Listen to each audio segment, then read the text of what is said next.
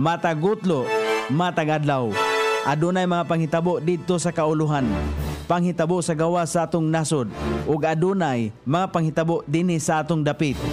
Mga panghitabo nga mao'y makapaikag sa katawhan, nga mabinantayon sa lakat ug dagan sa panahon karon. Itanyag ning istasyon DXSR ang 7 o'clock Breakfast News.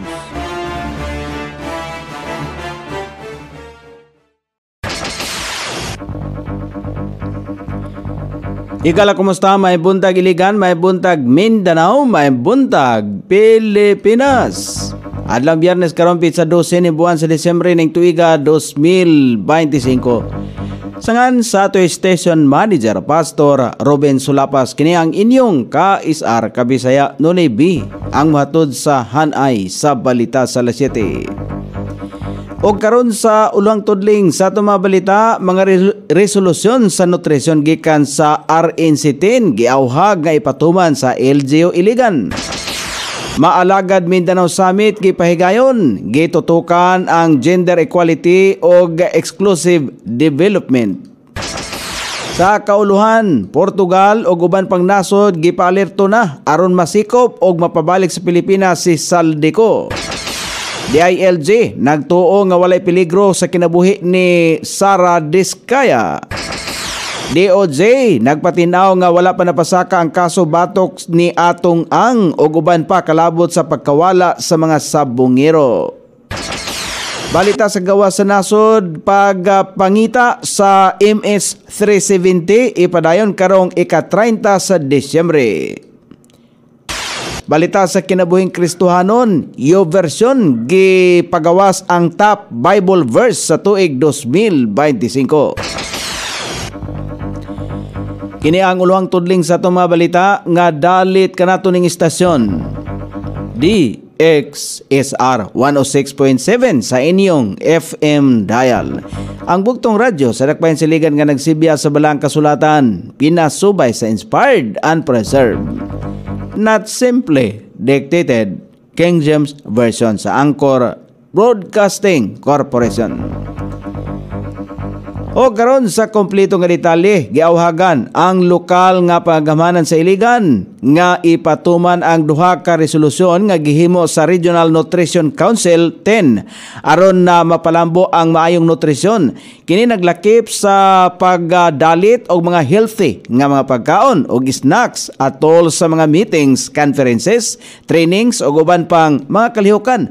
Lakip usab ang pagsuporta sa search for the best garden of Grow and Glow initiative nga nag-auhag sa mga regional line agencies o local government units sa pag-apil ini. Kini nga panawagan pinagi sa usa ka sulat nga gipadala ni Dr. Glenn Manarpaak, medical doctor, acting city health officer, ngadto kang Konsehal Simplicio Larrazabal III, ang committee chairperson on health. Giduso kini nga mga resolusyon atol sa nakalabayng regular nga sesyon sa mga sakop sa sangguniang panlungsod. Gibuksan sa nakalabayng adlaw ang sikan Maalagad Mindanao Summit 2025 sa Riverview Fab Cafe, Iligan City, nga naghiusa sa mga representante gikan sa lain-laing local government units, national government agencies o partner organization sa Region 10. Gi-acknowledge ni City Administrator Darwin Manubag ang effort sa namunuan sa GAD pinagi ni Asanire kon Asanire Madale, ang head sa GAD tungod kay sa miaging tulo ka tuig ang Iligan giila isip gender responsive nga LGU sa unang higayon sa kasaysayan tungod sa effort sa mga GAD champions. Gipasiugdahan sa City Mayor's Office Gender and Development Division ang maong summit. nga nagpundok ka sa mga stakeholders aron na paligunon ang kolaborasyon sa gender equality initiatives og naghatag og plataporma alang sa dialogo, kolaborasyon og pagpaambit sa kahibalo aron paligunon ang serbisyo publiko sa Mindanao. Lakip sa mga nitambong si Mayor Bernie Castellanes gikan sa Municipality of Cabanglasan, Bukidnon, Councilor Michelle Sweet og Jules Verne Padilla ang Chief of Staff nga nagrepresentar kang Mayor Frederick Siao. O karon sa balita sa kauluhan, gipaalerto sa gobyerno sa Pilipinas ang counterparts nini sa Portugal ug uban pang mga nasod aron masikop og mapabalik na sa Pilipinas ang niluwat nga kanhi. Ako Bicol Party List Representative Saldico nga gideklarang usa ka pugante.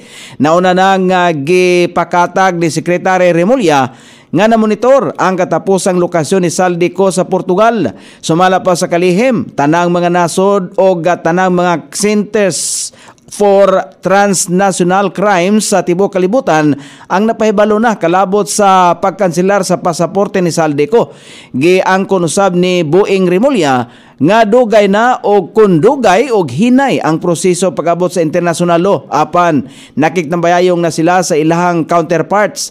Sa bahin usab niko, nauna na niyang gipanghimakak ang akusasyon batok kaniya og luyo nini. Gitudlo si Presidente Ferdinand Marcos Jr. nga mao'y nagpaluyo sa sumala pay usa ka 2 bilyones pesos nga budget insertion sa 2025 national budget alang sa infrastructure project nga gitawag usab sa Palacios Malacañang nga walay basihanan og pulos mga haka-haka lamang.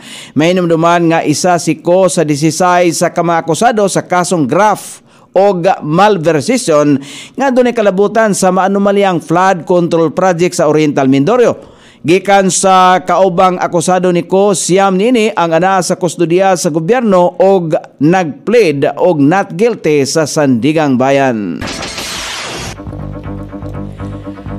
Nagtuo ang Department of the Interior and Local Government, DILG, nga walay kakuyaw sa kaluwasan sa government contractor nga si Sara Diskaya luyo sa nagpadayon nga investigasyon kalabot sa maanumalyang flood control project.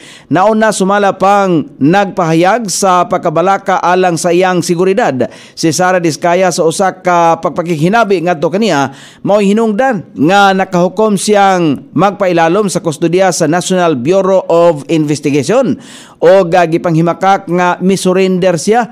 Gipati na usab sa iyang abogado nga usa ka strategic legal move ang nahimong lakang sa iyang kliyente og dili pag-angkon sa usa sa unsa mang kalapasan.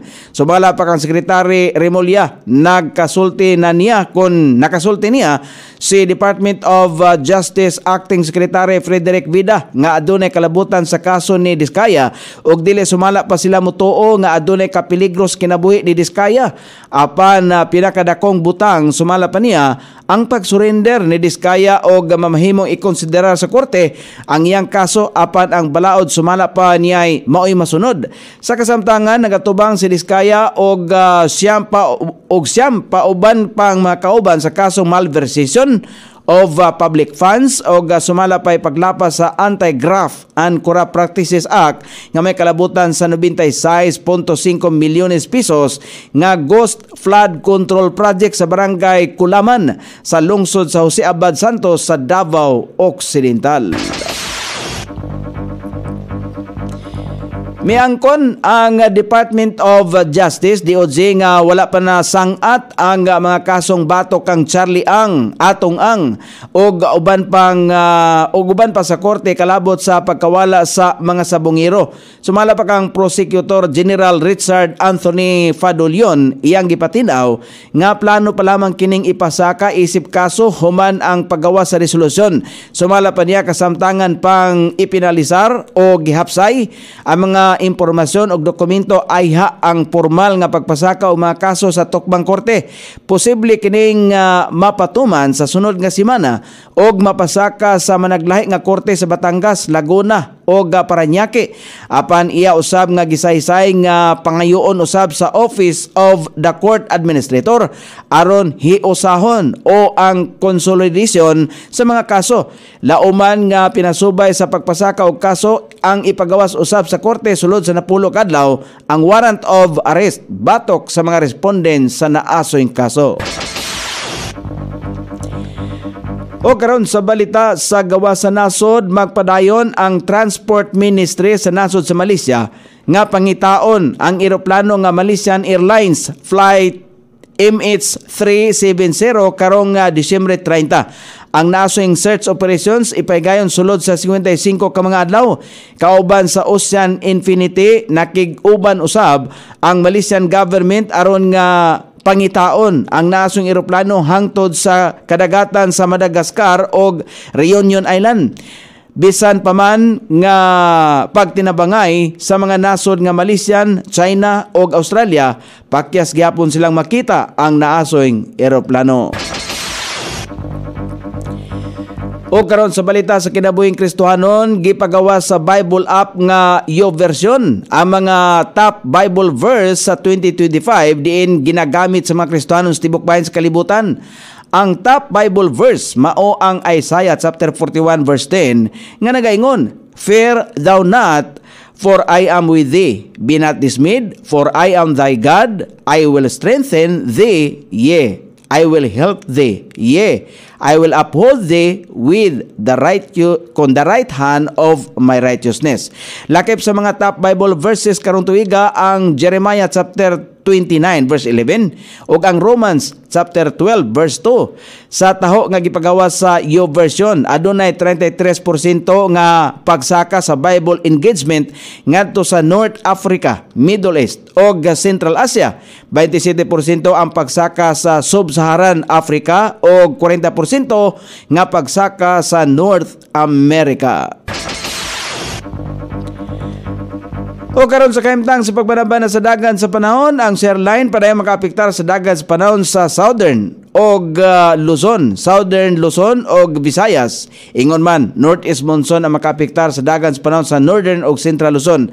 Ang Bicol Region, Quezon, Northern Samar, Eastern Samar, Cagayan, Isabela, Aurora, Ilocos Region, Cordillera Administrative Region, ubang bahin sa Cagayan Valley, ubang bahin sa Central Luzon, Metro Manila, ubang bahin sa Calabarzon, ubang bahin sa nasod nga Pilipinon, ang makasinati paghapon o madag-umon nga kalangitan karong adlaw, inubanan sa patak-patak ka mga pag-ulan, ilabi na sa dapit sa kapunon o sa sayong taknas kagabion. Kini epekto lamang sa Shareline, Northeast monsoon o Easterlies. Sukod sa temperatura din sa dakmayan siligan, ang kabugnaon na nasa 24 ug ang kaniton mosangko sa 30 degrees centigrado. Ang adlaw misilang kaganiya sa alas 6:11 ug mosawop unya sa alas 5:28 sa sayong takna sa kagabion. Inyong debate ang kinatibuk ang hanay sa balita sa alas 7 nga dalit kanato ning istasyon DXSR 106.7 sa inyong FM dial. Ang bugtong radyo sa dakbayan siligan nga nagsibya sa balaang kasulatan, pinasubay sa inspired and preserved, not simply dictated, King James Version sa Anchor Broadcasting Corporation. Sangan sa tigsuwat sa atong balitang international og sa kinabuhing Kristohanon, Pit Jan sa balita lokal Coney Island. Sa ato station manager Pastor Ruben Sulapas.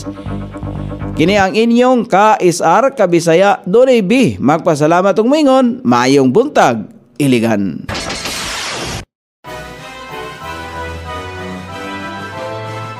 Inyong nabati ang 7 o'clock breakfast news hangtod na usab og mga adlaw sa samang takna o sa samang istasyon. Daghang salamat sa iyong pagpaminaw ug maayong buntag.